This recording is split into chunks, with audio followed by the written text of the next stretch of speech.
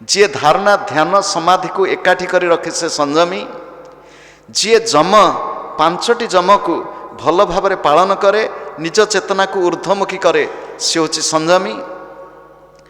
वर्तमान संयमी शब्द बुझीगले, वर्तमान जीवा मुनि पाखु। मुनि क्या कहती? मुनि क्या कहती? कह मुनि कौन जान? आमर नारद मुनि, सी होचंती कली मुनि। आमर भारतीय संस्कृति में मुनि ऋषि। गुरुदेव मुनि शब्दर गोटे सहज अर्थ कहले, इंग्राजी रे कहीदेले। ऋषि किए मुनि किए इंग्राजी रे गुरुदेव कहते, तेणु इंग्राजी शब्द में कहीदे। प्रथम मुनि किए? The man of meditation. ऋषि किए? The man of right vision. ऋषि होचंती द्रष्टा, ऋषि होचंती द्रष्टा, सदर्शन करुचंती। मुनि होचंती किए से न? मुनि मननशील। मुनि शब्द मन धातु सृष्टि होइछि, मन धातु मननशील। ताल मुनि किए से? मन धातुर अर्थ कौन? मन धातुर अनेक गुड़े अर्थ अच्छी। मन धातुर मन होइछि, मन धातुर मनन होइछि। मन धातुर अर्थ होछि चिंता करिबा, मन धातुर अर्थ होछि गभीर मनोनिवेश करिबा, मन धातुर अर्थ होछि गर्व करिबा। आउ अधिक अर्थ होछि आउ छाड़ को जीवानी। मन धातुर अर्थ होछि गर्व करिबा। मन अछि तो मन रे गर्व अछि।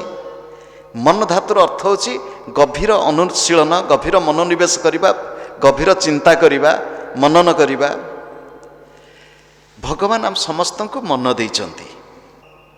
मन आउ मन मन लिखित मन, से कौन सी मात्रा नहीं, आकार उकार किछि नहीं। मन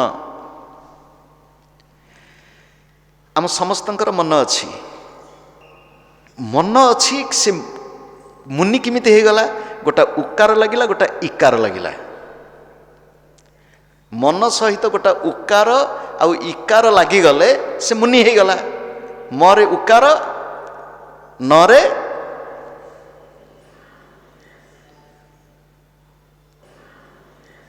इकार, मुनि। उकार होछि ज्ञान, उकार होछि ज्ञान, इकार होछि निज भितर शक्ति अनुभव ध्यान। मुनि जे ज्ञान को धरे एवं ध्यान करे, मन माध्यम रे ज्ञान आउ ध्यान को एकाठी कर दिए, से होछि मुनि। मुनि शब्द बुझीगला। मुनि मनुते जानाति इति मुनि। मनन द्वारा जे अनुभव करे से होछि मुनि। एठी मन शब्द अनेक लोक पचंद, मन केमिति मोर संजत हब? मन केटा अक्षर अछि? म आउ न, ताकू उल्टै दियो। नम क मन केमिति संजत हब? विनम्र हो, नमस्कार कर। गोटे सहज जोग होछि नमस्कार जोग। कि जोग? तस्मात् प्रणम्य प्रणिधाय काय। भगवत गीतार भगवान को पाखे अर्जुन कहते नमस्कार करें। नमस्कार पुनश्च भूयोपि नम नमस्ते। बारंबार बारंबार नमस्कार। आपण गछ को नमस्कार करचंती? आपण चढ़ई की नमस्कार करचंती? आपण आम पिला दिने केते जे नमस्कार करूथलु।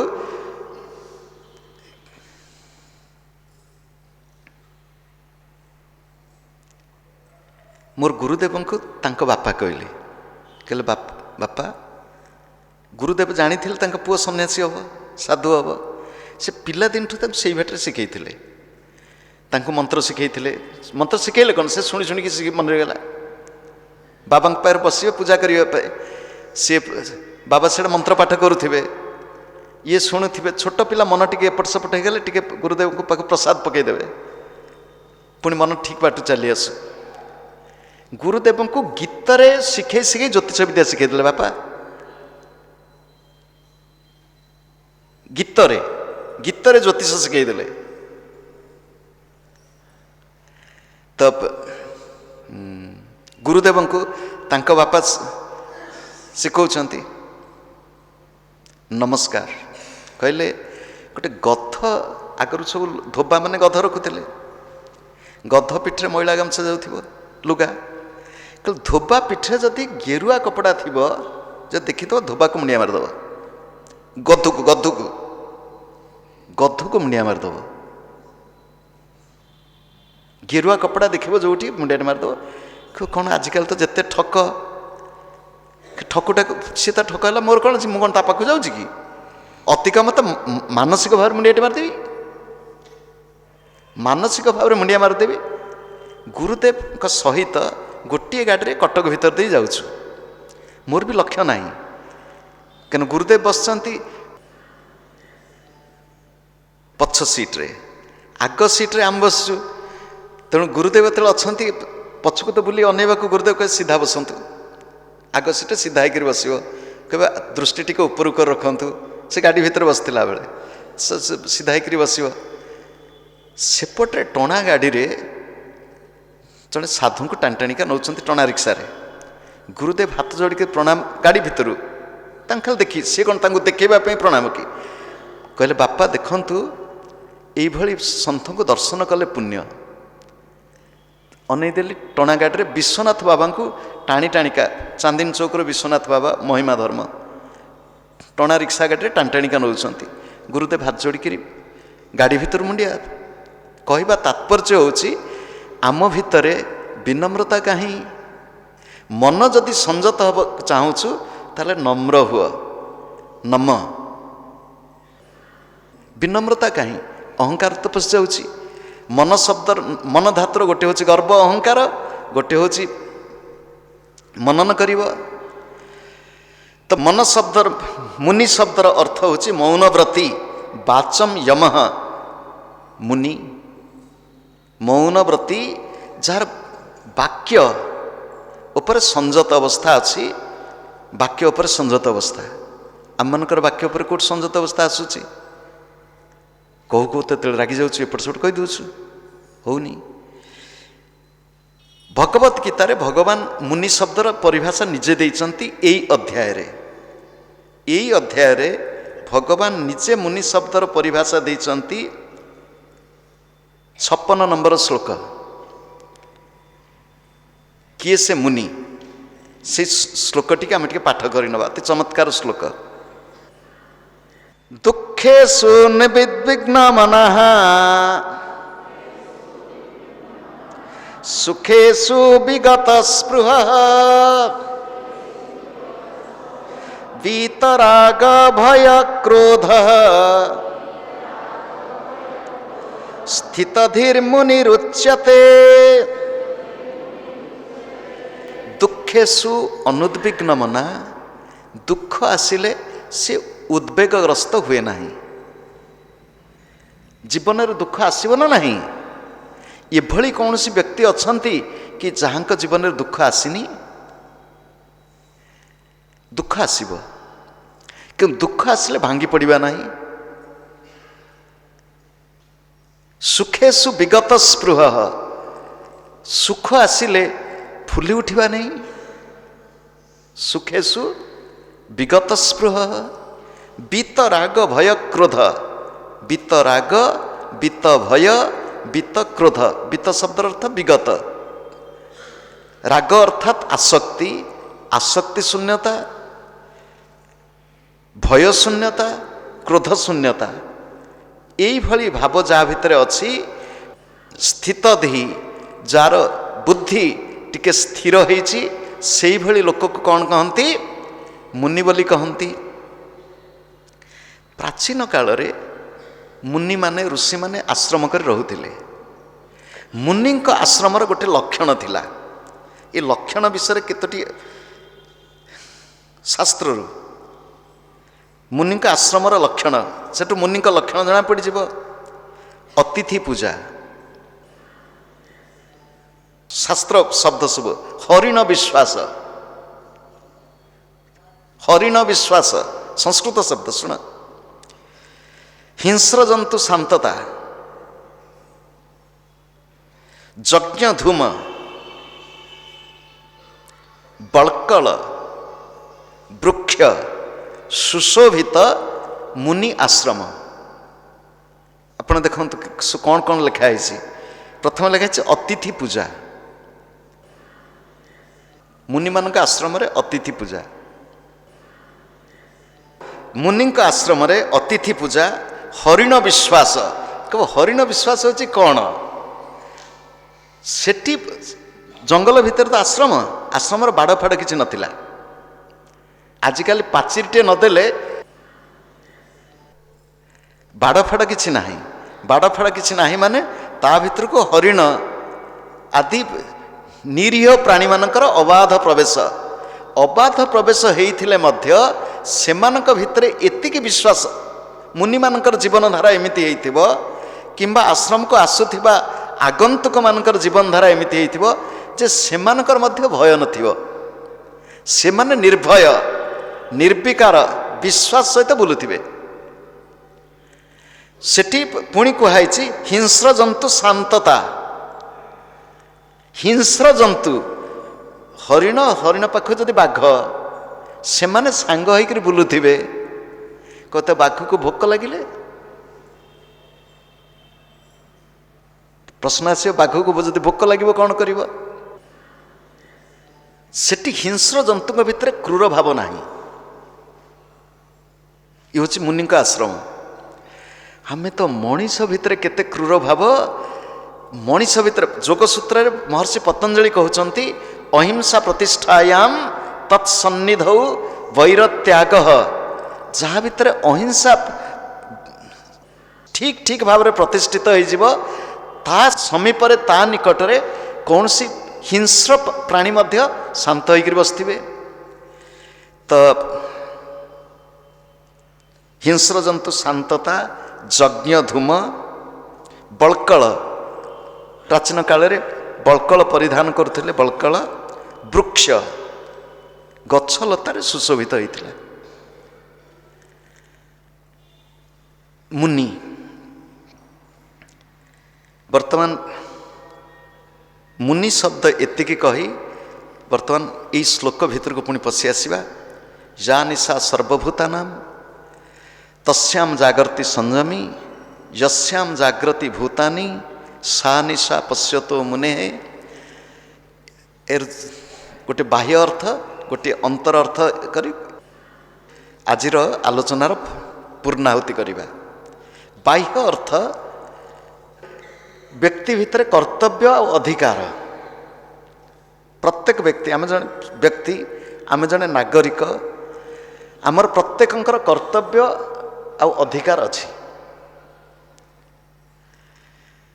ଭାରତୀୟ ସମ୍ବିଧାନରେ ନାଗରିକର କର୍ତ୍ତବ୍ୟ, ନାଗରିକର ଅଧିକାର ବର୍ଣ୍ଣନା କରାଯାଇଛି। ସମ୍ବିଧାନ କହୁଛି ବ୍ୟକ୍ତି ଜୀବନରେ, ନାଗରିକ ଜୀବନରେ ପ୍ରଥମେ କ'ଣ ପାଳନ କରିବ? କର୍ତ୍ତବ୍ୟ। ଦୁର୍ଭାଗ୍ୟ ଭାରତବର୍ଷରେ ଆମେ ଖାଲି ଅଧିକାର, ଅଧିକାର, ନାରୀର ଅଧିକାର, ପୁରୁଷର ଅଧିକାର, ଛାତ୍ରଙ୍କ ଅଧିକାର, ଶ୍ରମିକର ଅଧିକାର, ଖାଲି ଅଧିକାର ଅଧିକାର କହି ଚାଲୁଛୁ, କର୍ତ୍ତବ୍ୟ କଥା କି କହୁନୁ? ପ୍ରଥମେ କର୍ତ୍ତବ୍ୟ, ତାପରେ ଅଧିକାର। ଇଏ ହେଲା ଗୋଟିଏ। ଏଇ କଥା ପ୍ରସଙ୍ଗରେ, ଆଲୋଚନା ପ୍ରସଙ୍ଗରେ ସୁଧାଂଶୀ କହିଲେ ଭଲ ବିଚାର। କହିଲେ କର୍ତ୍ତବ୍ୟ, ସାଧକ ଆଉ ସାଧାରଣ ମଣିଷ ଭିତରେ ତଫାତ ହେଉଛି କ'ଣ? ସାଧକ ଅଧିକାର କଥା ଚିନ୍ତା କରେ ନାହିଁ, ଅଧିକାରକୁ ଆଖି ବୁଜି ଦିଏ। କର୍ତ୍ତବ୍ୟରେ ସେ ଜାଗ୍ରତ ହେଇକିରି ଥାଏ। ଯିଏ ସାଧକ, ଯିଏ ସଂଯମୀ ବା ଯିଏ ମୁନି ହେବାକୁ ଚାହୁଁଛି, ସେ କର୍ତ୍ତବ୍ୟ ପାଳନ, କର୍ତ୍ତବ୍ୟ ପାଳନରେ ସେ ଜାଗ୍ରତ, ଅଧିକାର ବିଷୟରେ ନିଦ୍ରିତ। ମୋର କର୍ତ୍ତବ୍ୟ ମୁଁ ପାଳନ କରିବି। ପ୍ରତ୍ୟେକ ବ୍ୟକ୍ତି, ଆମର ବିଭିନ୍ନ ଭୂମିକା ଅଛି। ବାବାଜୀ ହେଇଗଲେ ଗୋଟିଏ ସୁବିଧା। କହିଲେ କ'ଣ ସୁବିଧା? ନା ଗୃହସ୍ଥ ଆଶ୍ରମରେ ଗୋଟିଏ ବ୍ୟକ୍ତିର ନାନା ଅଭିନୟ କରିବାକୁ ପଡ଼ିବ। ନାନା ଅଭିନୟ, କହିବ ମୁଁ ମାଆଟିଏ, ମୁଁ ସ୍ତ୍ରୀଟିଏ, ମୁଁ ନିଜେ ଝିଅଟିଏ, ମୁଁ ଶାଶୁଟିଏ, ମୁଁ ବୋହୂଟିଏ, कहले गोटे माँ से केते भूमिका से घर भितर सेपटू चलीगला बेलू स्वामी निकट स्त्री भली अभिनय एपटे शाशु पाख गला बेलू बहु भली अभिनय से घर को पिला पाख गला बेलू माँ भली तो केते भूमिका तो बाबाजी हो गले गोटे सुविधा गोटे भूमिका किंतु गोटे सीना भूमिका से भूमिका को जो ठीक भाव प्रत्येक व्यक्ति निजर कर्तव्य विषय सचेतन हवा निज कर्तव्य पालन करवा व्यक्ति हिसाब से मोर जहाँ कर्तव्य नागरिक हिसाब से राष्ट्र प्रति कर्तव्य भगवान संतान हिसाब से सृष्टि प्रति मोर जहाँ कर्तव्य ए कर्तव्य विषय मु पूर्ण सचेतन हेबी एथिरे जे जाग्रत कर्तव्य विषय रे अधिकार विषय रे जे सुप्त ये होची साधक आ कर्तव्य पालन न करी खाली अधिकार अधिकार अधिकार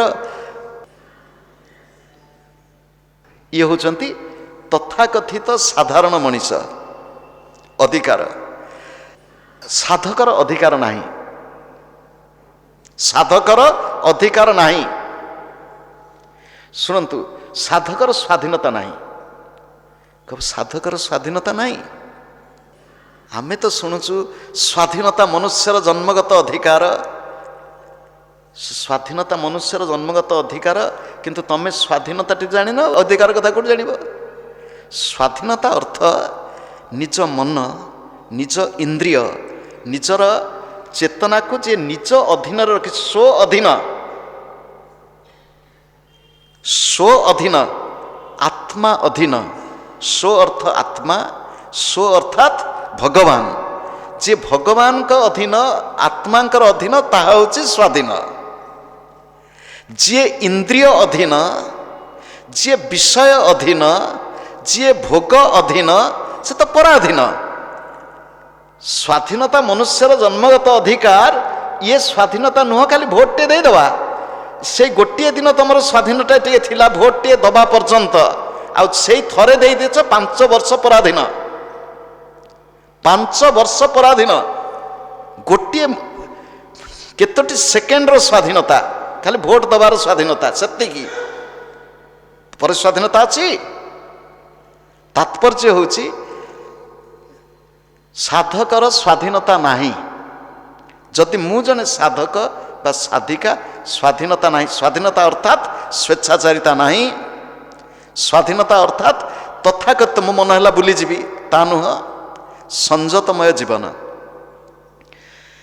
यही श्लोक पाख पुणी फेरी आसवा साधारण मनीष जी भोगमुखी से संसार को सत बोली भावे विषय आड़ को दौड़ी जाए जे साधक से विषयर तत्व से बुझे विषय जेतिके आवश्यक सेतिकी से प्रयोग करे निर्लिप्त हो रहे किंतु तार चेतना ऊर्ध्वमुखी थाए से कहला जो समय साधारण लोक बा विषय भोग आसक्त लोक दिन बोली भावुंट दिन खाली दौड़ुंट चंचल से सियाड़ को जी संजमी जी मुनि ताको राति बोली भावती ये मोर कि दरकार ना एतिकी दरकार चलीज एतिक मो खुशी संतुष्टम सततम आ जी जो थे साधारण लोक शोई पड़ुंट क्लांत हो थकी साधक चई रोची लौकिक अर्थ बुझीगले साधना दृष्टि बुझीगले वर्तमान देह भितर टिके बुझे दौची ये देह भितर निशा दिवा ये देह भितर जागृति भूतानी ये देह होची दुई भागरे विभक्त ये देह होची कई भागरे विभक्त दुई भागरे विभक्त तल होची भूत ऊपर होची आत्मा ऊपर होची आत्मा एठू तले होची भूत या निशा सर्वभूता नाम ये सबु भूत मानक पाई अर्थात विषय पूर्व आलोचना में कर देचे पंच महाभूत 10 इंद्रिय ସେମାନଙ୍କର ବିଷୟ ଏ ସବୁ ହେଉଛି ତଳେ। ସାଧକ ଯେତେବେଳେ ସାଧନା କରିବାକୁ ଯିବ ଏମାନଙ୍କୁ ଟିକେ ଶୁଆଇ ପକେଇବ। ଯା ନିଶା ସର୍ବଭୂତାନାଂ, ସମସ୍ତ ଭୂତମାନଙ୍କୁ ଶୁଆଇ ପକେଇବ। ଏଠି ଇଏ ଶୋଇପଡ଼, ଏଠି ଶୋଇପଡ଼, ଏଠି ଶୋଇପଡ଼, ଅର୍ଥାତ୍ ତୁମେ ଇନ୍ଦ୍ରିୟ ମାନେ ଏଠି ଶାନ୍ତ ହେଇକି ରୁହ। ଯେତେବେଳେ ଯେ ଶୋଇପଡ଼େ, ନିଶା ଅର୍ଥାତ୍ ଶୋଇପଡ଼, ମୋର ଇନ୍ଦ୍ରିୟ, ମୋର ମନ, ମୋର ବୁଦ୍ଧି, ମୋର ଅହଙ୍କାର ସବୁ ବର୍ତ୍ତମାନ ଶୋଇପଡ଼ିଛନ୍ତି। ବର୍ତ୍ତମାନ ମୁଁ ଏକା ଚେଇଁଛି, ଏକା ଚେଇଁକିରି ବସିଛି। ଚାହିଁକିରି କାହାକୁ? ମୋର ପ୍ରିୟତମଙ୍କୁ ମୁଁ ଚାହିଁକିରି ବସିଛି। କେଉଁଠି ବସିଛି? ଏଠି। ଯା ନିଶା ସର୍ବଭୂତାନାଂ, ଏ ସମସ୍ତ ଭୂତମାନଙ୍କ ପାଇଁ, ପଞ୍ଚମହାଭୂତଙ୍କ ପାଇଁ, ସମସ୍ତ ଇନ୍ଦ୍ରିୟମାନଙ୍କ ପାଇଁ ରାତି ସୃଷ୍ଟି କରିଦେଲି। ତୁମେ ସବୁ ଶୋଇପଡ଼, ମୋର ବର୍ତ୍ତମାନ ତୁମ ସାଙ୍ଗରେ କିଛି କାମ ନାହିଁ। ଯା ନିଶା ସର୍ବଭୂତାନାଂ ତସ୍ୟାଂ ଜାଗର୍ତି ସଂଯମୀ। ଏ ଭୂତାନାମ ହେଉଛି ବହୁବଚନ, ସଂଯମୀ ହେଉଛି ଏକବଚନ। ସାଧକ ସେଠି ଚେଇଁକିରି ବସିଛି। କେଉଁଠି ବସିଛି? ଏଠୁ ଏଠି। ଅତ୍ୟତିଷ୍ଠ ଦଶାଙ୍ଗୁଳମ୍, ସେ 10 ଆଙ୍ଗୁଳି ଜାଗା ଭିତରେ ସେ ଚେଇଁକିରି ବସିଛି। କାହିଁକି ଚେଇଁକିରି ବସିଛି? କାହିଁକି ସେ ଚେଇଁକିରି ବସିଛି? କାହିଁକିନା ଶୁଭୁଛି ଶବ୍ଦ। ଯେତେବେଳେ ନାଦ ପ୍ରବଳ ହେବ ଜଣେ ଶୋଇପାରିବନି, ସେ ନାଦ ଭିତରେ ବୁଡ଼ିଯିବ। ଓଡ଼ିଆରେ ଗୋଟେ ପ୍ରବାଦ ଅଛି, ଧନ୍ୟ ସେ କୃଷ୍ଣଙ୍କ ମୁରଲୀ ନାଦ, ଭାଙ୍ଗିଲା ରାଧାଙ୍କ ଗହନ ନିଦ। ସେ ମୁରଲୀ ଧ୍ୱନି ଶୁଣିଲେ ସେଠି ଆଉ ନିଦ ହେବନି, ଜାଗ୍ରତ ହେଇକରି ଅଛି। ଯା ନିଶାମ ସର୍ବଭୂତାନାଂ ତସ୍ୟାଂ ଜାଗର୍ତି ସଂଯମୀ। ସାଧକ ଭିତରେ ବସିଛି। ହେଇଗଲା। ତା ଦ୍ୱିତୀୟ ପାଦ ହେଉଛି ୟସ୍ୟାଂ ଜାଗ୍ରତି ଭୂତାନି ସା ନିଶା ପଶ୍ୟତୋ ମୁନେ। ଯେତେବେଳେ ଆଖି ଖୋଲିଦେଲ, ଭୂତମାନେ ଚେଇଁ ଉଠିଲେ, ଇନ୍ଦ୍ରିୟମାନେ ଖୋଲା ହେଇକରି ଗଲେ, ସେତେବେଳେ ସା ନିଶା ପଶ୍ୟତେ ମୁନେ। ମୁନି କ'ଣ କରୁଛି? ସିଏ ଦେଖୁଛି ନିଶା ବିଷୟ। ଏ ବିଷୟକୁ ବିଷୟ ବୋଲି ଦେଖୁନି। ମଧୁସୂଦନ ସରସ୍ୱତୀ ଅଲୌକିକ ମହାପୁରୁଷ। ସିଏ ତାଙ୍କର ଗୀତା ଭାଷ୍ୟରେ ସେ କହୁଛନ୍ତି, ଟୀକାରେ, ମଧୁସୂଦନ ସରସ୍ୱତୀ ଟୀକା, ଯେ ସୃଷ୍ଟି ବ୍ରହ୍ମମୟ। ଏ ସୃଷ୍ଟି ହେଉଛି ବ୍ରହ୍ମମୟ, କିନ୍ତୁ ଏ ସୃଷ୍ଟିକୁ ବ୍ରହ୍ମମୟ ଦେଖୁଛି କିଏ? ସର୍ବଂ ବ୍ରହ୍ମମୟଂ ଜଗତ୍, ସର୍ବଂ ଖଳୁ ଇଦଂ ବ୍ରହ୍ମ। ଏ ସବୁ କିଛି ବ୍ରହ୍ମ। ଏ ସୃଷ୍ଟି ଯେମିତି ବହି, ଏ ବହିର ଗୋଟେ ଉପାଦାନ କାରଣ କାଗଜରେ ତିଆରି ହେଇଛି। କାଗଜ ହେଉଛି ଉପାଦାନ। ବହିକୁ ଲେଖିଥିବା, ତିଆରି କରିଥିବା ଲୋକ କିଏ ଅଛନ୍ତି? ନିମିତ୍ତ କାରଣ। କପଡ଼ା ଉପାଦାନ ହେଉଛି ତୁଳା। ନିମିତ୍ତ କାରଣ, ଯିଏ କପଡ଼ାକୁ ବୁଣିକିରି ସୂତା କରି, ସୂତାରୁ କପଡ଼ା କରି, ତାକୁ ସିଲେଇ କରିକିରି କପଡ଼ା କରିଛି, ନିମିତ୍ତ କାରଣ। ଇଏ ହେଉଛି ସୃଷ୍ଟିରେ ଯେତିକି ବସ୍ତୁ ଦେଖୁଛୁ, ଆମେ ତିଆରି କରିଥିବା ମନୁଷ୍ୟ ସୃଷ୍ଟ କି ପଶୁପକ୍ଷୀ ସୃଷ୍ଟ, ସେଥିରେ ନିମିତ୍ତ କାରଣ, ଉପାଦାନ କାରଣ, ଏ ଦୁଇଟି ଅଲଗା। ଏ ବହିଟି ଯେ ଲେଖିଛନ୍ତି ସିଏ ଜଣେ ମହାପୁରୁଷ, ଆଉ ବହିଟି ତାଙ୍କଠୁ ଅଲଗା। କିନ୍ତୁ ଏ ସୃଷ୍ଟି, ଏ ସୃଷ୍ଟିର ଯିଏ ସ୍ରଷ୍ଟା, ଏଠି ହେଉଛି ଅଭିନ୍ନ ନିମିତ୍ତ ଉପାଦାନ କାରଣ। ଏ ସୃଷ୍ଟିର ଯେ ସ୍ରଷ୍ଟା କେଉଁ ଉପାଦାନରେ ସୃଷ୍ଟି କରିଛନ୍ତି? ସେ ତାଙ୍କରି ଦ୍ୱାରା, ତାଙ୍କରି ଉପାଦାନରେ ସେ ସୃଷ୍ଟି କରିଛନ୍ତି। ସେହି ଉପାଦାନ, ସେ ହିଁ ସୃଷ୍ଟି କରୁଛନ୍ତି ସ୍ରଷ୍ଟା। ଏଠି ହେଉଛି ସୃଷ୍ଟି ଆଉ ସ୍ରଷ୍ଟା ହେଉଛନ୍ତି ଏକ। ଆକୁ ଯିଏ ଦେଖେ ତାର ଦୃଷ୍ଟି,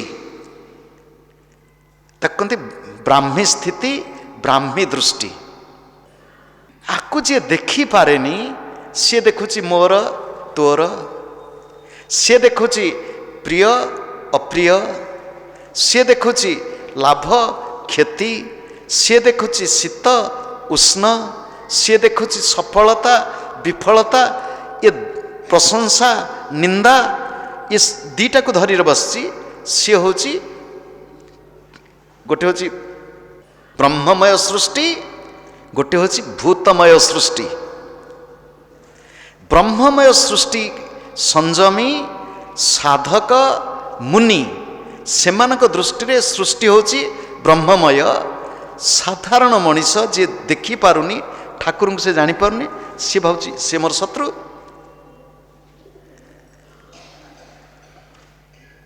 ଓଡ଼ିଆ ବଙ୍ଗଳାରେ ପ୍ରବାଦ ଅଛି, ଯତ୍ର ଯତ୍ର ଦୃଷ୍ଟି ପଡ଼େ ତତ୍ର ତତ୍ର କୃଷ୍ଣ ସ୍ଫୁରେ।